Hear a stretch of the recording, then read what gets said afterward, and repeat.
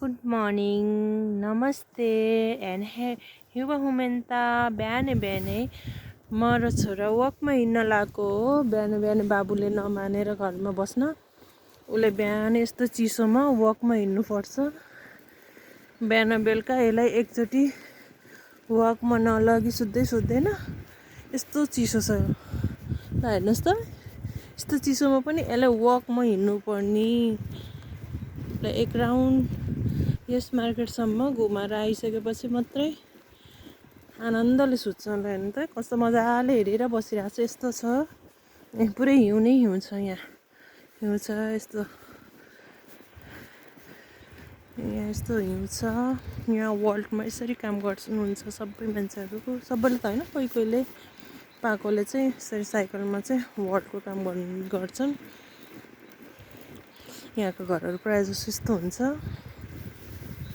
बाहिर चाहिँ बाल्कनीमा यस्तो सिसाले कभर गरेको हुन्छ, यस्तो हुन्छ। यो चाहिँ हाम्रो फ्यामिली अपार्टमेन्ट हो। यता चाहिँ यो यहाँदेखि यहाँसम्म हामी बस्ने पनि फ्यामिली अपार्टमेन्ट हो, त्यो पनि फ्यामिली अपार्टमेन्ट हो। र यता चाहिँ स्टुडियो अपार्टमेन्ट हो। यो सोइतुको अपार्टमेन्ट हो सबै। यहाँ चाहिँ स्टुडेन्टहरूलाई मात्रै दिन्छ। यो यहाँदेखि यो के बिल्डिङसम्म चाहिँ फ्यामिली अपार्टमेन्ट हो। यहाँबाट चाहिँ मान्छेहरूलाई पढिसकेपछि पनि निकाल्दैन। तर यो स्टुडियो अपार्टमेन्टमा भने पढाइ कम्प्लिट गरिसकेपछि यहाँ बस्न नपाउनुहुन्छ, त्यहाँबाट छोड्नै पर्ने हुन्छ। यो पहिला हामी पनि स्टुडियो अपार्टमेन्टमा बसिरहेको थियौँ। अनि अलिकति एउटैमा सबै एट्याच भएको भएर लिभिङ रुम, बेडरुम अनि किचन एउटै भएको भएर अलिकति स्मेल आउने खाना पकाउँदाखेरि, त्यही भएर हामीले चाहिँ स्टुडियो अपार्टमेन्ट छोडेको। अनि स्टुडियो अपार्टमेन्ट छोडेर हामी चाहिँ फ्यामिली अपार्टमेन्टमा बस्न लागेको। यो चाहिँ साले हो होइन, लेख्न चाहिँ सेल लेखेको छ तर यहाँ चाहिँ साले नै भन्छन् यसलाई। यो चाहिँ सानो मार्केट हो, केही सामानहरू चाहिने कुदेर यहाँ आइन्छ। यो यहाँ चाहिँ पाइबा कोती हो, सानो बच्चाहरूको लागि। सानो बच्चाहरू यहीँदेखि स्कुल हालिदिन्छन्। अब बाबु पनि 9 महिना हुने बित्तिकै यहीँ मैले हालिदिने हो। अहिले त बाबु भर्खरै 3 महिना हुँदैछ बाबुको। यो चाहिँ पार्किङ एरिया हो। हेर्नु त सबै गाडीहरू सबै हिउँले पुरिएको छ, यस्तो छ। आजभोलि त बान लगाइसकेको छ। यस्तो हिउँमा पनि पन्जा नलाइकन हिँड्न सकिन्छ, यस्तो छ। पहिला सुरुमा आउँदाखेरि अलिक गाह्रो लाग्थ्यो हिँड्न, अहिले चाहिँ अब ह्याबिटै भइसक्यो यहाँ बस्दा बस्दै। यो चाहिँ पाइबा कोती हो। यहाँ अहिले सानो बच्चा भनौँ न 9 महिना 6 महिनादेखि लिएर 2 वर्ष या 3 वर्षसम्म यहीँ राख्छ। यहीँ पाइबा कोतीमा यो मन्टेसरी जस्तै हो, चाइल्ड स्कुल भन्ने जस्तै यहाँ चाहिँ राख्छ। त्यसपछि अलिक ठुलो भइसकेपछि हाम्रो बिल्डिङको अगाडि छ, त्यहाँ चाहिँ तपाईँको 10 क्लाससम्म पढ्न पाइन्छ।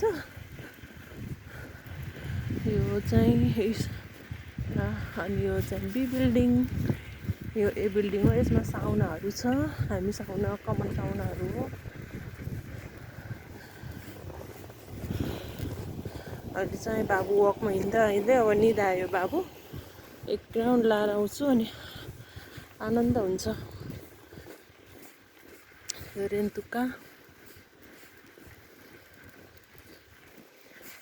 9 महिनासम्म त यस्तै हुन्छ, हिउँ नै हिउँ हुन्छ। अब यो फेब्रुअरीमा चाहिँ अलिकति कम भएको छ चिसो अरू बेला भन्दा, तर थाहै हुँदैन कति बेलाखेरि हिउँ पर्छ। आज बिहान पनि हिउँ परेकै छ। हिउँ पर्दा त न्यानो हुन्छ, घाम लागेको बेलामा चाहिँ एकदमै चिसो हुने हो। अनि बाटो पनि चिप्लो हुन्छ, हिँड्नै गाह्रो हुन्छ, चिप्लिन्छन् मान्छेहरू। म पनि एकचोटि चिप्लिएको छु।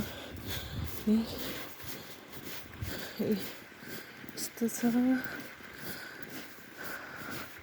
अहिले चाहिँ अलिकति दिन लामो भएको भएर उज्यालो देखिएको हो, नभए त डिसेम्बरतिर त पुरै 12 बजे नै अँध्यारो हुन्थ्यो। सुतेर उठ्यो कि फेरि सुत्ने बेला जस्तो भइसक्थ्यो, पुरै अँध्यारो हुन्थ्यो। अहिले चाहिँ अलिकति दिन लम्बिँदै गएको छ।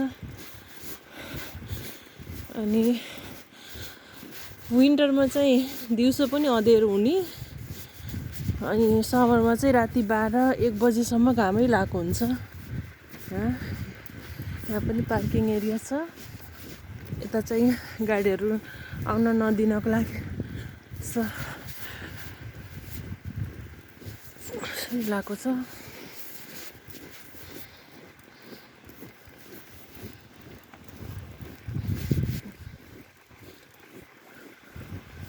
हावा पनि चलेको छ आज चाहिँ। हावा सँगसँगै हिउँ पनि परेको छ। हिउँ चाहिँ आज कस्तो बालुवा जस्तै छ। बालुवा चाहिँ हिउँ परिरहेको छ आज चाहिँ। पुरै फुसुस्स परिरहेको छ। यति बेला चाहिँ आज शनिबार कहीँ नहिँडौँ भनेको, बाबु बिहानै रोएर सुत्न पनि मान्दैन, खेल्न नि मान्दैन। अनि त्यति बेला थाहा हुन्छ कि यसलाई घुम्न जान मन लाग्यो भनेर। त्यसपछि ल हिँड वकमा जाउँ भने नि खुसी हुन्छ। फेरि यो ड्रेस लगाइदिने बित्तिकै खुसी हुन्छ, उसलाई थाहा हुन्छ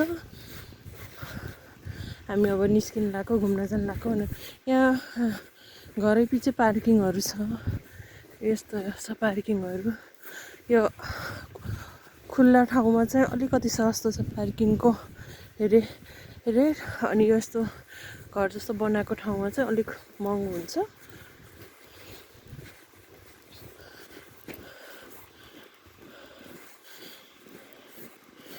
गाडी किनेर हिँड्न त ठिकै हो, तर फेरि यो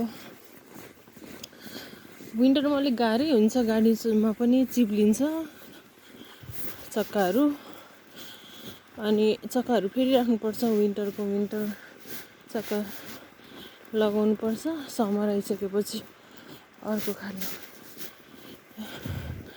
यस्तो हुनुहुन्छ। यहाँ फेरि पुरै यो विन्टरमा मान्छेहरू नि बाहिर निस्किन खासै चिसोले गर्दा सबै घरमै हुन्छन्। समरमा हो अलिकति रमाउने आएको मान्छेहरू बिहानदेखिबाटै यताउता हिँड्ने, खाने, रमाउने गर्छन्। यो विन्टरमा चाहिँ यस्तो छ।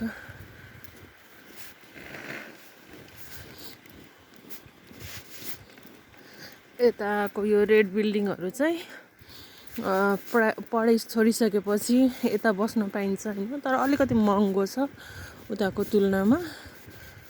यताको चाहिँ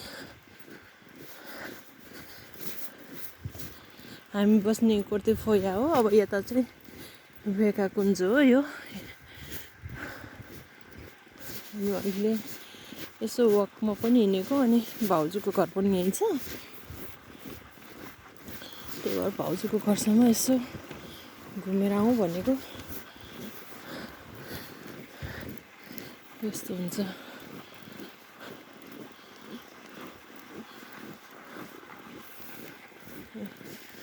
यस्तो छ।